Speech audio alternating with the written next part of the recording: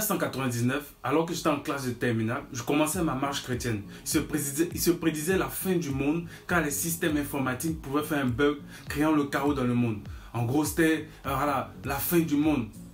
Il n'en fut rien. Cet épisode m'a fait comprendre quelque chose. L'importance de la vision. D'avoir la tête dans le ciel mais les pieds sur terre. 23 ans plus tard, nous sommes en 2023, je suis toujours chrétien, marié, père d'un garçon, à qui je dois assurer un avenir meilleur, un cadre de vie intéressant, une bonne vie. Et j'ai compris l'importance d'avoir une vie équilibrée. En plus du spirituel, j'ai besoin d'argent pour atteindre mes objectifs de vie.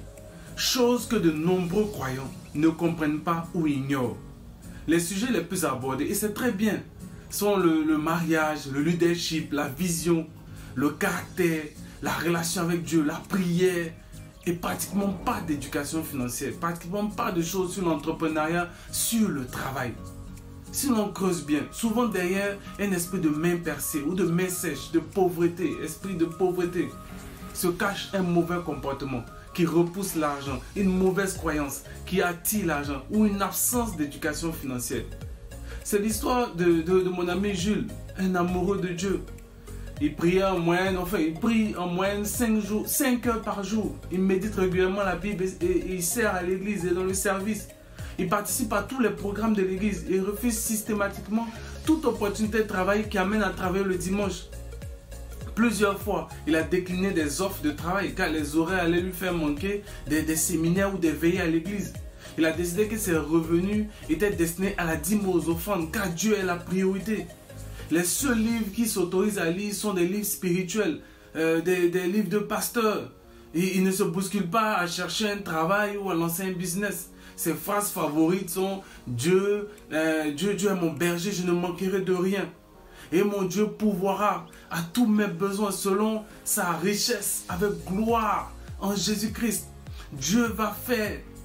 Chaque fois qu'il y a un atelier qui traite de l'entrepreneuriat, qui traite du business, qui traite de la recherche d'emploi ou de la gestion des finances, il est absent. Il faut que ça parle de l'onction, il faut que ça parle de la guérison, il faut que ça parle des miracles, il faut que ça parle de l'évangélisation. Ok, moi j'ai essayé de lui faire comprendre que Dieu est la priorité, certes. Mais en plus, nous avons la famille. Pour moi, par exemple, je suis marié, donc il y a l'épouse, pour d'autres c'est le mari, il y a les enfants, il y a les parents à honorer. Celui qui ne prend pas soin des siens est un infidèle. Chaque fois qu'il a des problèmes, c'est nous qui cotisons pour l'aider. Il se retrouve constamment à vivre sur les emprunts, sur les dettes. Il n'a aucune vraie réflexion sur ses besoins, sur ses dépenses, sur ses revenus. À plus forte raison, même établir un budget. Et je crois que c'est le cas de beaucoup d'entre vous. Vous êtes sincère dans votre marche avec Dieu et vous voulez bien faire. Moi, je vous applaudis très bien.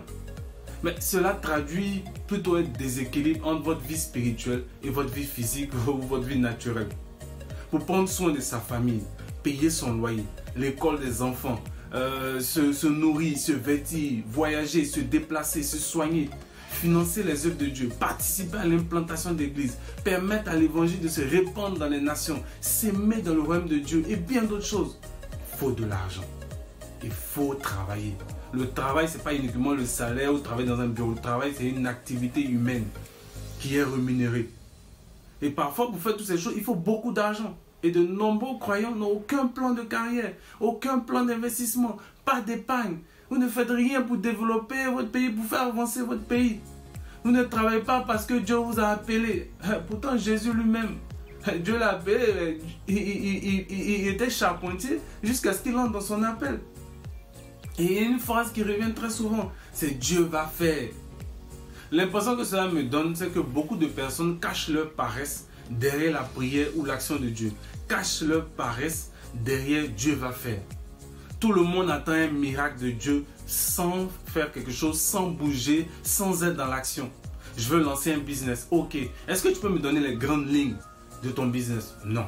C'est quoi ton business model? Je ne sais pas. Mais Dieu va faire. Je cherche du travail. Ok. Tu as rédigé un CV percutant, une lettre de motivation captivante? Non. J'ai mis en prière. Dieu va faire. Mon salaire est petit. Ok. Est-ce que tu t'es montré diligent dans ton travail? As-tu fait des formations pour augmenter ton savoir, pour augmenter ton expertise? As-tu négocié une augmentation de salaire? Non. mais je suis sur la montagne pendant 3 jours, Dieu, il va faire. Je veux me marier. Oh, ok, est-ce que tu as travaillé sur ton caractère? Est-ce que tu as lu des livres? Est-ce que tu as écouté des enseignements sur le mariage? Est-ce que dans ton environnement, tu as des personnes qui sont mariées, tu as des couples? Est-ce que tu prends soin de ton apparence? Ah non, ça ce sont les choses des hommes, Dieu va faire. Moi, je ne dis pas qu'il ne faut pas prier, c'est très bien de prier, c'est très bien de jeûner, mais que la religion ne te déconnecte pas de la réalité. À la prière aux jeunes, tu dois ajouter le travail. N'utilise pas Dieu pour cacher tes lacunes.